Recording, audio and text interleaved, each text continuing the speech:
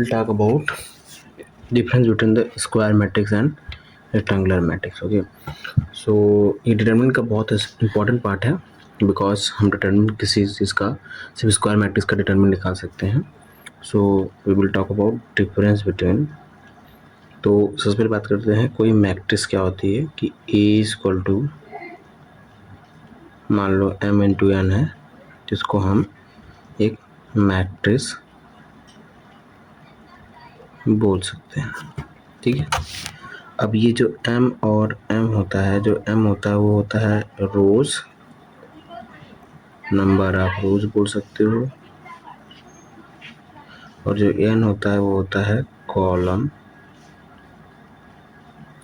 It is a number of column. ठीक. अब ये जो नंबर ऑफ कॉलम होता है और जो रोज होता है जो कि हॉरिजॉन्टली,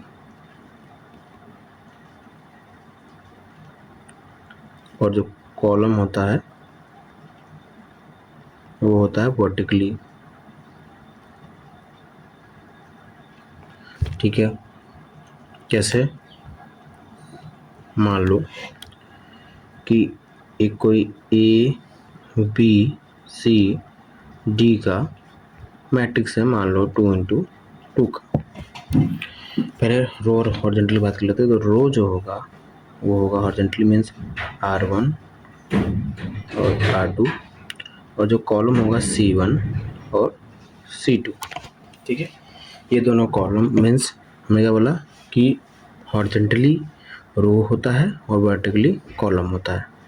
तो अब हॉरिजॉन्टली में देखा कितना है, एक और दो, मीन्स एक. अगर यही एक और हो जाता, इट इज 3x2 मीन्स मान लो सी डी. ठीक है. तो जाता 3x2 और 3 मतलब कि 4, ऐसे 5, दैट इज ऐसे से मीन्स हॉरिजॉन्टली हो जाता, तो जो रो हो जाता हॉरिजॉन्टली और इक्वल टू m, इसको हम m से डिनोट करते हैं. वहीं पे अगर कॉलम की बात करें अगर, तो हो जाएगा, हम बात कर रहे हैं कि C1 और जो हमारे पास C2 था. ठीक है. मीन्स यहाँ पे अगर इसी को आप ये ऐसे बढ़ा, ठीक है, मतलब अब ऐसे ऐसे ऐसे, ठीक है, तो ये हो जाएगा हमारे पास कॉलम. ऐसे एक बढ़ा, दो बढ़ा, ऐसे एक और बढ़ गया, 3 बढ़ गया, 4 बढ़ गया, ऐसे बढ़ता चला जा रहा है. ठीक है. जैसे जैसे बढ़ता चला जाएगा वर्टिकली देखते जाओ, तो it is a column equal to n equal to vertically बोल सकते हैं. ठीक है.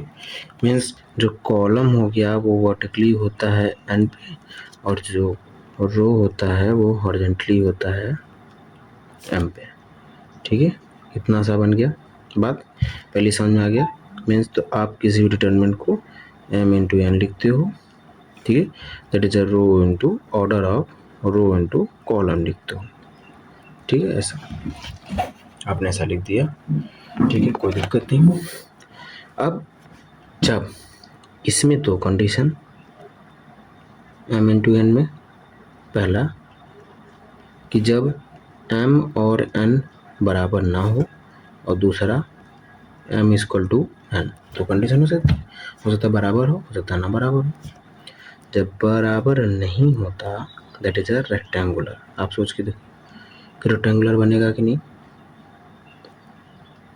बनेगा, क्योंकि जब m और n बराबर नहीं है, मान के चलो कि जो m है उसको आप मानते हो क्या, एक लेंथ, और जो n है उसको मानते हो ब्रेथ. ठीक है. अब लेंथ और विड्थ जो है, ठीक है, अगर लेंथ और ये, अब अगर ये बराबर हो जाए, अगर बराबर नहीं है तो क्या बनेगा, मीन्स अगर लेंथ मान लो ज़्यादा है और ये ऐसा, तो क्या बन गया, रेक्टेंगुलर. ठीक है. वही सेम चीज़ रेक्टेंगुलर बना दिया. ठीक है. रेक्टेंगुलर बन गया. और आप क्या कर रहे हो कि m इक्वल टू एन कर दिए. ठीक है. मीन्स स्क्वायर बनेगा. मतलब कैसे, आपने क्या किया, m और n को बराबर किया, मतलब कि मान लो कि हमने माना m को l और n को h, सॉरी b मान लो. तो लेंथ और जब बराबर आ गया तो क्या बन गया, हमारे पास स्क्वायर मैट्रिक्स बनता है, ये हमारे पास स्क्वायर आ गया, ठीक है। मतलब ये स्क्वायर बनता है, लेकिन अब यहाँ पे m और n ऑर्डर का है तो स्क्वायर मैट्रिक्स आ गया, ठीक है। ये हमारे पास स्क्वायर मैट्रिक्स आ गया, जैसे ही हमारे पास m और n बराबर हो गया तो स्क्वायर मैट्रिक्स आ गया। अब ये इसलिए जानना जरूरी है क्योंकि हम कभी भी डिटरमिनेंट जो होता है वो सिर्फ किसका निकाल सकते हैं, सिर्फ और सिर्फ स्क्वायर मैट्रिक्स का निकाल सकते हैं, ठीक है। जो डिटरमिनेंट है हम सिर्फ और सिर्फ स्क्वायर मैट्रिक्स का निकाल सकते हैं। कैसे? क्योंकि ये जब m और n के बराबर मीन्स आप बोल सकते हो m इंटू एन, और where m equal to n है, तभी आप इसका डिटरमिनेंट ऑफ a, तभी आपका डिटरमिनेंट ऑफ a पॉसिबल है।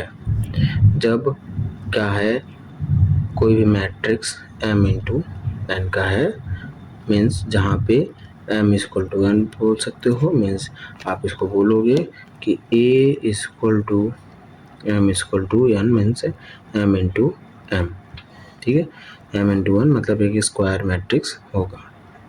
तो ये है difference between rectangular and square, ठीक है।